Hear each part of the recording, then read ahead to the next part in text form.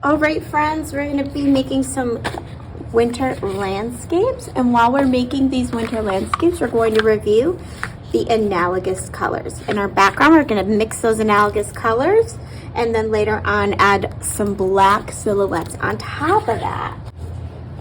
Okay, well, looking at my color wheel, I'm going to start in the middle with any color that I want. I'm going to add right in the middle of my paper a circle. Now with these paints, they can be a little thicker, so if you have to add a little extra water to your brush as you're using them, you can go ahead and do that, but they're different than the tempera cakes we use in here and watercolor paints. You do not need a lot of water with these. They already are wet, so there's not as much water. So I'm going to start with any color, and I think for mine I'm going to do a little yellow. And all of these are also neon paints, so they're going to be really vibrant and bright. And in the middle of my paper, I'm gonna just make a circle. And then I'm gonna fill that circle in. And you'll notice that the paint is really thick. So again, if you need to dip your brush in the water once in a while to help smooth it out, you can. But we wanna make sure that we're not making the paint too watery either. So just be aware of that. Okay, so now I'm gonna get another color. I want to make sure with this paint, the paint can tend to stick on it a little longer. So I'm gonna roll it around. This is my liquid tempera paint and tickle the bottom. There we go. So now what I'm gonna do is I'm going to get another color.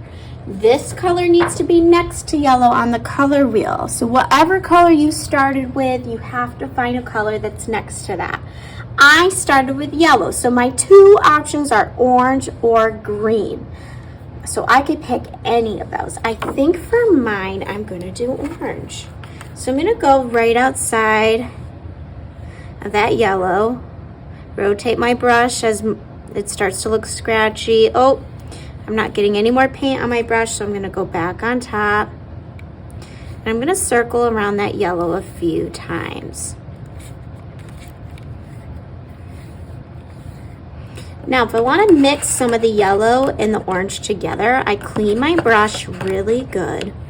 And now what I do, I notice too, friends, there's these little grooves on your water cups, so you can slide some of the water off your brush if you need to.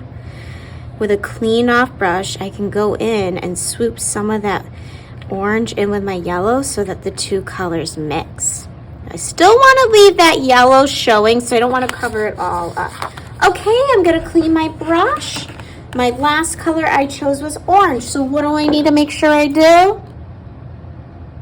Great, find a color that's next to orange on the color wheel. And by the way, we do not have red, but what color would we use instead of red? Sometimes pink. So I could use either red, or in my case, I have pink in my neon colors, or I can go back to that yellow.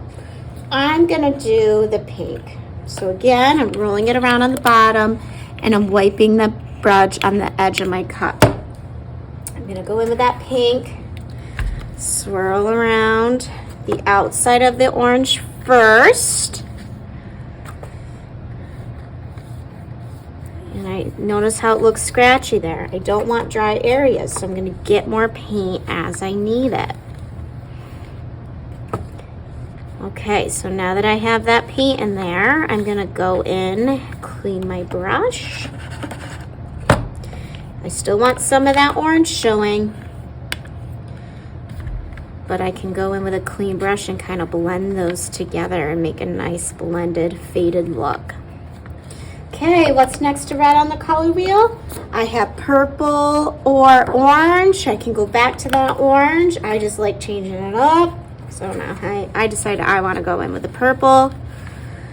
Sometimes that purple looks a little transparent. That's okay. And we're going to go around and around. And we're going to keep doing that. So after I do my purple, I'm going to do the same thing.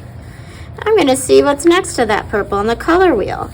And whatever's next to that purple is what I'm going to go around with. But you'll start to notice as you get closer to the edge, you might run out of room. So here's what I do.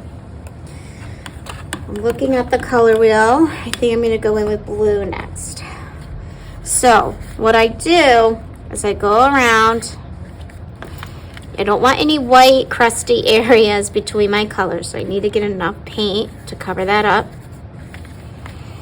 And I'm just gonna go in and try to guess where this would come out down here. So this would come out about right here.